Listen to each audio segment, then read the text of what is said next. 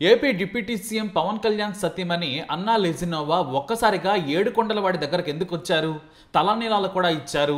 వాస్తవానికి ఆమె క్రిస్టియన్. కానీ ఏడుకొండలవాడు ఎంత శక్తివంతమైన దేవుడో మరోసారి రుజువైంది. తన కొడుకు మార్క్ శంకర్ సింగపూర్ స్కూల్ ప్రమాదంలో గాయపడ్డాడనే వార్త తెలియగానే డిప్యూటీ సీఎం పవన్ కళ్యాణ్తో పాటు ఆయన సతీమణి అన్నా లెజినోవా ఏడుకొండలవాడి మీద భారం వేశారు. తల్లిగా కొడుకు కోసం తల్లడిల్లిపోయారు. మా కొడుకుకు మీరే రక్ష అని స్వామివారికి దండం పెట్టుకున్నారు. మా అబ్బాయి కోలుకుంటే మీ దగ్గరకు వస్తారు స్వామి, తలనీలాలు ఇస్తామని మొక్కుకున్నారు. అంతే వేగంగా పవన్తో పాటు మెగాస్టార్ చిరంజీవి దంపతులు కూడా సింగపూర్ వెళ్లారు. ఊపిరితిత్తుల్లోకి పొగ వెళ్లిందనే కారణంతో ఐసీయూలో ఉంచి మార్క్ శంకర్కు చికిత్స అందించారు. ఆ తర్వాత కోలుకోగానే నార్మల్ వార్డుకు తరలించారు.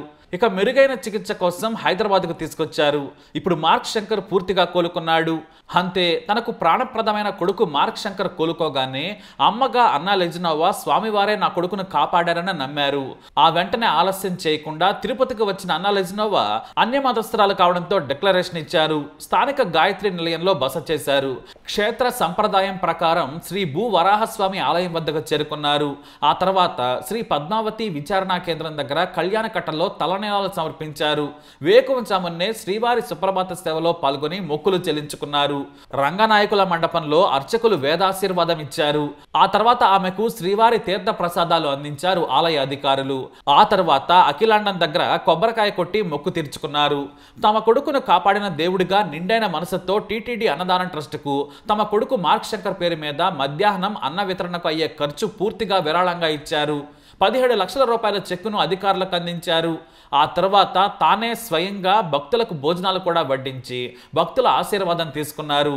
ఎక్కడో రష్యాలో పుట్టి పెరిగిన అన్నా లెజినోవా తన కొడుకు కష్టాల్లో ఉండగానే ఏడుకొండలవాడికి మొక్కుకున్నారు పవన్ దంపతులు.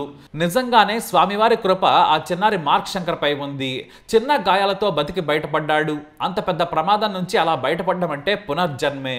స్వయంగా సింగపూర్లో కొడుకు దగ్గర ఉన్న ఆమె ఒక్కసారిగా తన బిడ్డను చూసి తల్లడిల్లిపోయారు. ఆ వెంటనే స్వామి నువ్వే దిక్కని వేడుకున్నారు. నిజంగానే మార్క్ శంకర్ పెద్ద ప్రమాదం నుంచి బ్రతికి బయటపడ్డాడు. మనందరం కష్టం వస్తే ఆ ఏడుకొండలవాడిని మనసులో తలుచుకొని మొక్కుకుంటాం. స్వామివారిని తలుచుకుంటే చాలు, సగం బరువు దిగిపోతుంది, భయం కూడా పోతుంది. ఇప్పుడు హిందూ మతస్థురాలు కాకపోయినా ఏకంగా తలనీలాలు సమర్పించడం అంటే అది చిన్న విషయం కాదు. కానీ ఆమె కొడుకు కోసం చేశారు, మొక్కుకున్నారు. స్వామివారు ఆ చిన్నారిని కష్టాల నుంచి బయటపడేశారు. That is power of Venkateswara Swami. హిందువులు ఏ మతంలో ఉన్నా సరే పెద్ద కష్టం వస్తే ఆ వెంకన్నను తలుచుకుంటారు. ఆ స్వామివారు ఆశీర్వదిస్తారు. ఈ విషయంలో ధనిక పేద అనే తేడా లేదు. అందుకే మొక్కు తీర్చుకునేందుకు వెంటనే వచ్చారు అన్నా లెజినోవా. ఓం నమో వెంకటేశాయ నమః.